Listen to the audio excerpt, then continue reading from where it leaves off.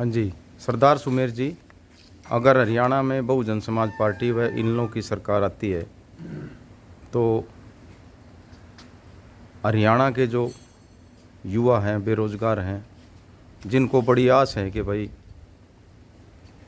कोई ऐसी सरकार आए जो सबको रोज़गार दे, तो उसके लिए आपकी सरकार आ गई तो उसके लिए क्या करोगे आप? देखो, सबसे पहले तो आपके चैनल का बहुत बहुत धन्यवाद।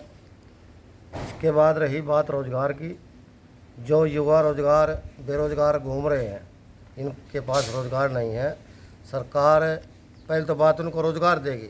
दूसरी बात, अगर कोई बच्चा रह जाता है तो 21,000 रुपये उसको जो है ना भत्ता दिया जाएगा, बेरोज़गारी भत्ता। और सबसे पहले तो बात शिक्षा पे, रोज़गार पे, और जितने भी सामाजिक या देहात के अंदर जितने भी बच्चे फ्री घूम रहे हैं उनको रोज़गार दिया जाएगा जी।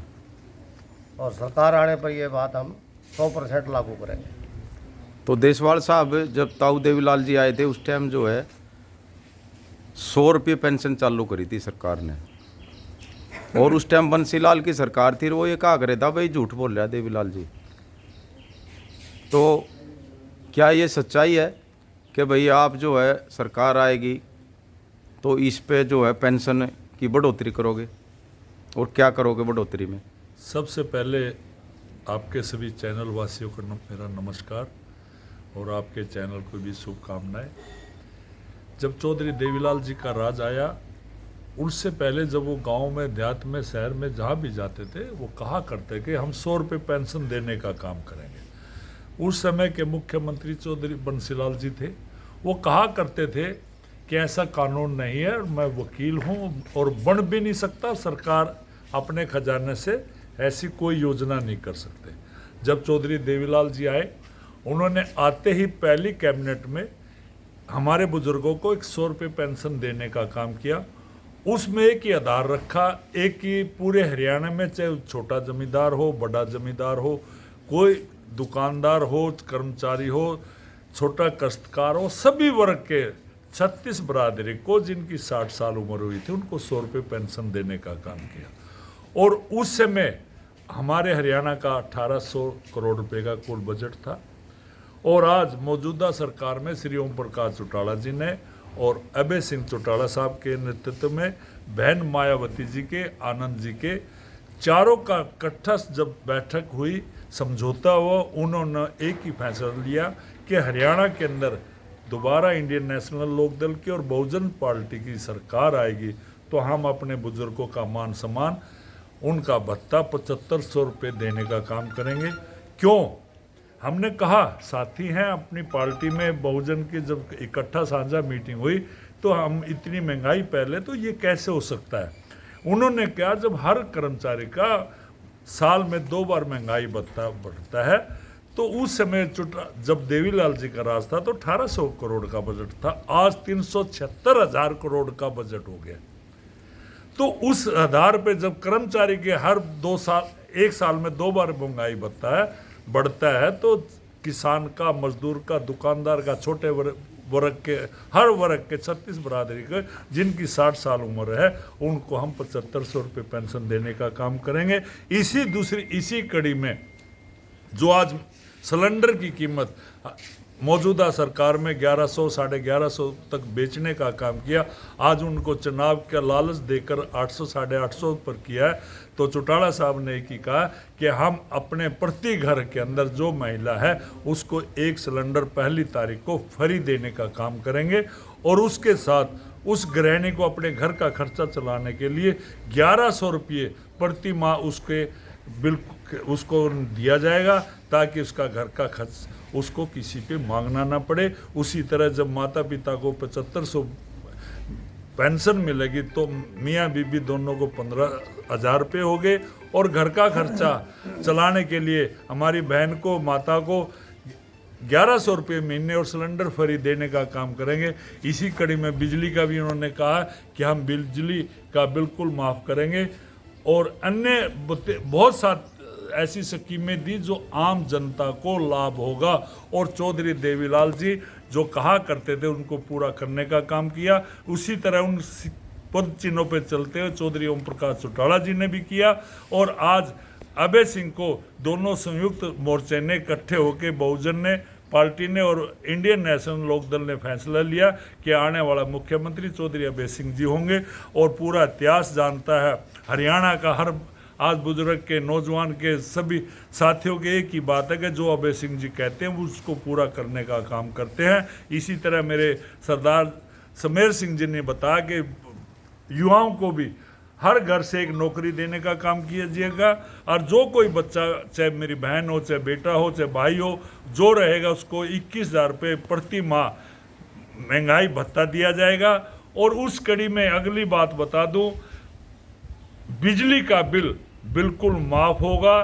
कोई भी घर पे बिजली का बिल नहीं लिया जाएगा। जो हमारे ये बिजली के बिल मीटर जो खंभों पे लगा रखे हैं, भाई अभय सिंह चौटाला जी ने, मायावती जी ने कहा कि इनको वापस बिजली बोर्ड में जमा कराया जाएगा और मौजूदा सरकार के मुख्यमंत्री के घर के आगे रखने का काम किया जाएगा।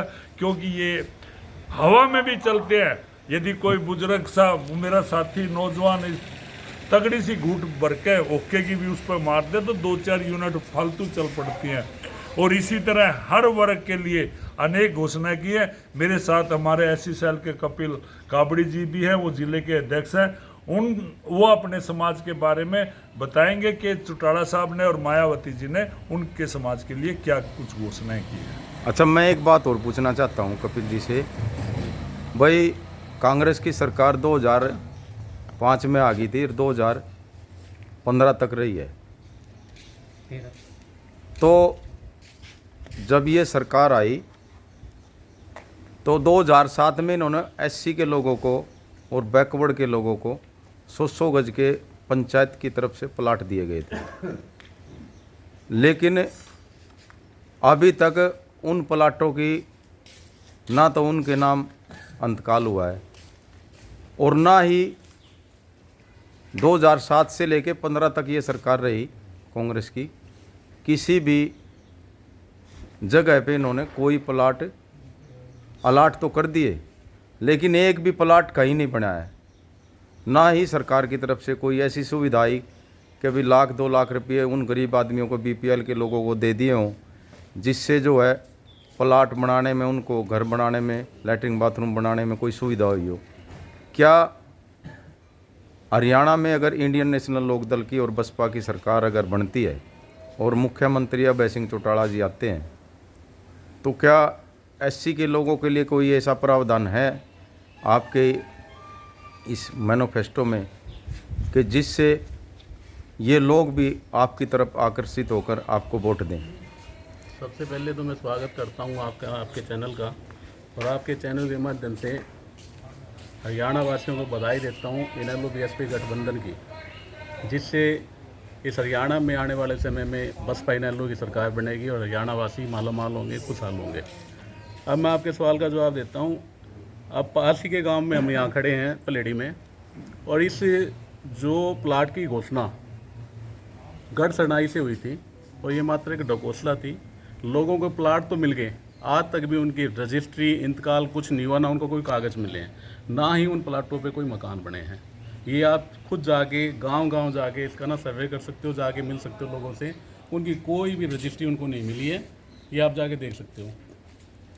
भविष्य में जब भी बीएसपी इनेलो की सरकार बनती है, हमारे नेता हैं चौधरी अभय सिंह चौटाला जी, बीएसपी इनेलो को अभी प्रेस कॉन्फ्रेंस हुई थी तो उसमें उन्होंने साझा एक मैनिफेस्टो जारी किया था। उसमें चौधरी अभय सिंह चौटाला जी, राष्ट्रीय कोऑर्डिनेटर बसपा के जो हैं आकाश आनंद जी वहाँ मौजूद थे, और प्रेस की मौजूदगी में उन्होंने एक वादा किया है हरियाणा वासियों से, जब भी हमारी सरकार बनती है और जो योग्य आदमी हैं, चाहे वो एससी समाज से है, बीसी समाज से, जो योग्य आदमी हैं, उनको चौधरी देवीलाल आवास योजना के तहत 100 गज का प्लाट मुफ्त दिया जाएगा, उस पर मकान बना के दिया जाएगा।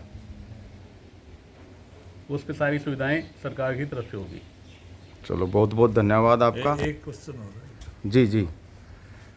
और दूसरा, आज हरियाणा के हर वर्ग को सेक्रेटरीट में खड़ा रखने के लिए इन्होंने इतनी आईडी, इतने कागज हर परिवार पे लागू करे हैं।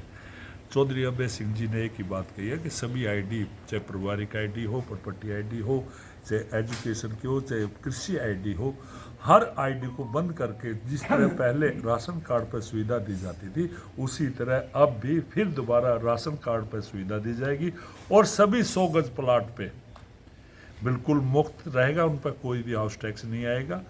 और दूसरा सबसे बड़ा इस सरकार ने हमारे साथ हर गांव में छलावा किया है, हर को ठगने का काम किया है। इन्होंने हर गांव की लाल डोरे के अंदर मकान की रजिस्ट्री तो करा दी, परंतु आज स्कूल, चाहे जोड़, चाहे पंचायती ज़मीन, वो सरकार ने गांव की ना रहकर अब सरकार के अंडर में आ गया। हमें ये डर भी है, हरियाणा वासियों को बताना चाहते हैं कि कहीं इनको भी किसी पूंजीपतियों को बेचने का ना काम कर दे, तो आप इनकी ठगाई से बचें और इनसे दूर रहें और आने वाली सरकार इंडियन नेशनल लोकदल की और बहुजन समाज पार्टी के बनाने का काम करें, ताकि जिस तरह चौधरी देवीलाल जी ने, चौधरी ओम प्रकाश चौटाला ने इस हरियाणा का विकास किया था, उसी कड़ी पर दोबारा दोनों साझा सरकार चलाकर और नया हरियाणा का इतिहास बनाने का काम करें। आज हर गांव से बच्चे हमारे विदेशों में जा रहे हैं, कोई डोंकी के माध्यम से, कोई 2 नंबर के धंधे से। जो कई साथी तो ऐसे हमारे नौजवान हैं जो हमारे आगे मौत के मुंह में खेल के आए हैं, कुछ बच्चों का पता भी नहीं है रास्ते में कहाँ है। तो इन कड़ियों को दूर रखते हुए उन्होंने एक ही कहा कि जिस तरह मैंने 3206 नौकरी देने का काम किया था, यदि अगली हमारी सरकार आती है तो हम 3 लाख हर साल बच्चों को नौकरी देने का काम करेंगे। चाहे ये सरकार सेंटर में कोई भी है, हमें फांसी भी चढ़ा देगी, परंतु अपने बच्चों को बाहर विदेशों में नहीं जाने देगी और उनको यहीं व्यापार में, चाहे नौकरियों में, हर तरह की उनकी सुविधा दी जाएगी, ताकि हरियाणा दोबारा खुशहाली में नंबर 1 आए। तो इसलिए आप सभी साथियों से आपके चैनल के माध्यम से हम कहना चाहते हैं कि आने वाली सरकार को, इंडियन नेशनल लोकदल को और बहुजन समाज पार्टी की सरकार को बनाने का काम करें। आप हमारे विचार सुने, विचार पर विचार करें और अपने दिल में एक ही बात रखें कि आने वाली सरकार को इंडियन नेशनल लोकदल की और बहुजन समाज पार्टी की सरकार बनाया जाए। आपका बहुत बहुत धन्यवाद। जय हिंद। ये थे हमारे बीच में देशवाल साहब, और सभी साथियों से एक ही अपील है कि भाई इस चैनल को हर घर तक पहुंचाए और शेयर करें, इसको सब्सक्राइबर भी करें। जय भीम, जय भारत।